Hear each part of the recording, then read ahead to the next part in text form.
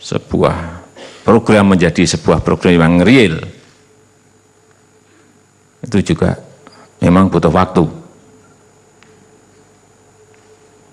Ada yang menyampaikan, kalau saya ke kampung, saya ke desa, tapi memang banyak diberitakan oleh media kita. Ditanya saya, Pak, mana KIS? Kartu Indonesia Sehat. Mana KIP? Kartu Indonesia Pintar. Mana, Pak? Sudah 6 bulan.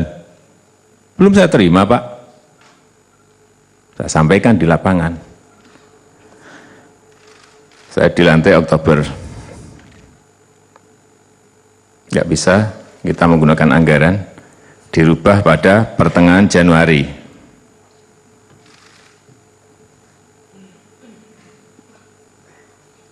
Untung saja juga mulus, sehingga pertengahan Januari dok oleh Dewan.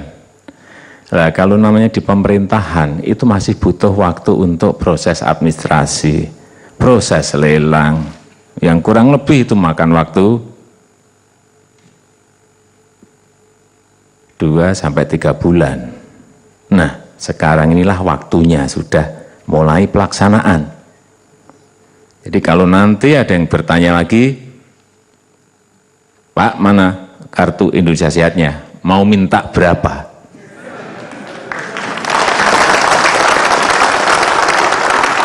Ya, karena kita siapkan 84 juta. Tiap hari saya sekarang kemana, Mas? Udah bagi. Pak, mana kartu Indonesia Pintar? Mau minta berapa? Ada 18 juta yang sekarang mulai kita bagi. Karena dulu proses pembuatan kartu itu pakai lelang. Nanti nggak lelang, ramai. Jadi memang benar, rakyat menginginkan sesuatu yang konkret sekarang ini, sesuatu yang nyata, dan dapat mereka rasakan. Pak, mana ngomong katanya mau buat jalan tol? Mana Pak? Memang baru proses lelang.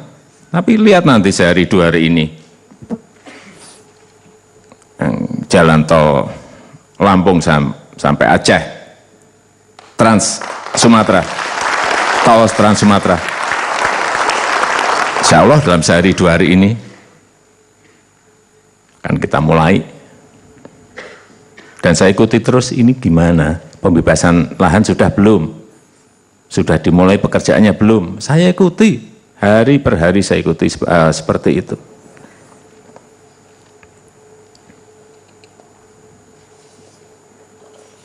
Mungkin tol yang berhenti yang mana? Solo Kertosono juga, saya kira minggu ini insya Allah juga langsung mulai lagi. Perumahan-perumahan, rusun, juga minggu ini sudah mulai semuanya. Memang proses di pemerintahan seperti ini. Saya kira kalau yang sudah lama di pemerintahan tahu. Tapi memang masyarakat perlu penjelasan-penjelasan. Jadi, ya, tentu saja hasil yang diinginkan masyarakat memang belum bisa langsung terwujud semuanya, belum. Perlu waktu. Dan memang desain kebijakan kita kadang-kadang memang menyakitkan di depan, sakit di depan. Banyak yang menyampaikan ke saya, Bapak popularitasnya turun. Ya, saya tahu. Karena memang polisi-polisi kita di depan sakit semua. Tapi ingat, dan saya yakin insya Allah, lihat nanti 3, 4 tahun, 5 tahun yang akan datang.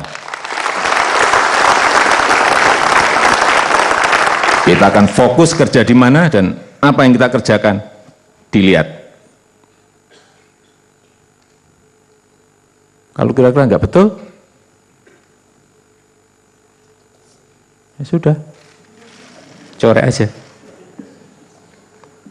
Perlu waktu.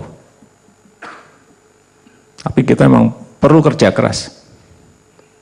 Dengan situasi tekanan ekonomi global, tekanan keuangan global yang seperti ini, ya memang kita harus banyak melompat.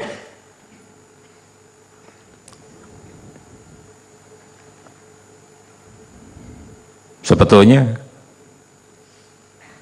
sudah banyak terobosan yang sudah kita putuskan, tapi memang banyak juga terobosannya yang menyakitkan.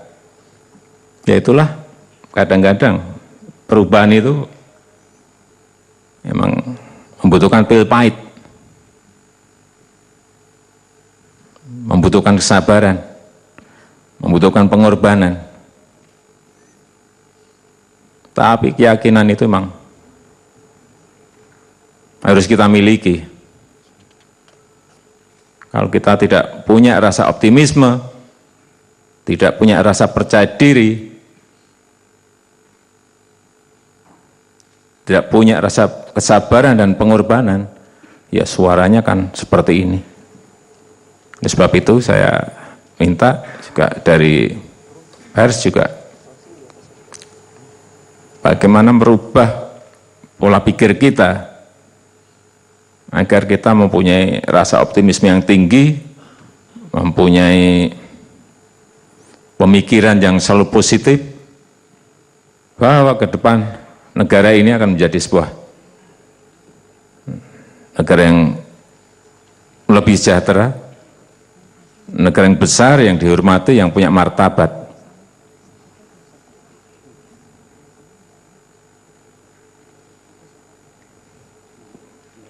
Kalau kita mau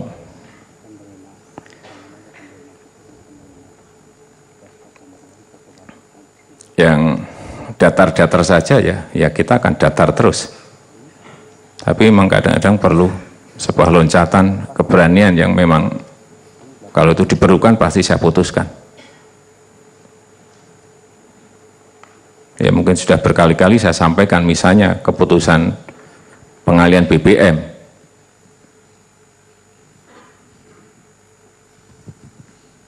Bulan November, hanya 1 bulan setelah dilantik, ratusan orang mengingatkan saya untuk tidak melakukan itu. Tidak, menurut saya kita sudah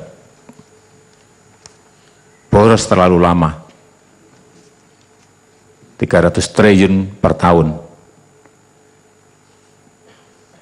Kalau 10 tahun, 3.000 triliun. Kalau 20 tahun, 6.000 triliun. Kalau 30 tahun, 9.000 triliun yang kita bakar setiap hari, kita bakar.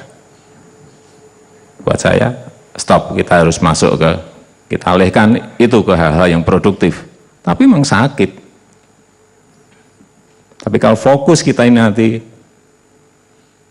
betul-betul kita jalankan, saya meyakini nantinya akan terjadi sebuah penurunan harga karena biaya transportasi itu menjadi jatuh separuhnya karena infrastruktur kita siap semuanya.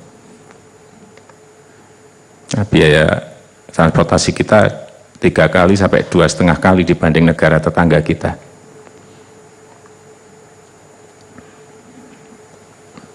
Dan menurut saya juga tidak apa, sekarang banyak kritik, sekarang banyak tulisan-tulisan pedas.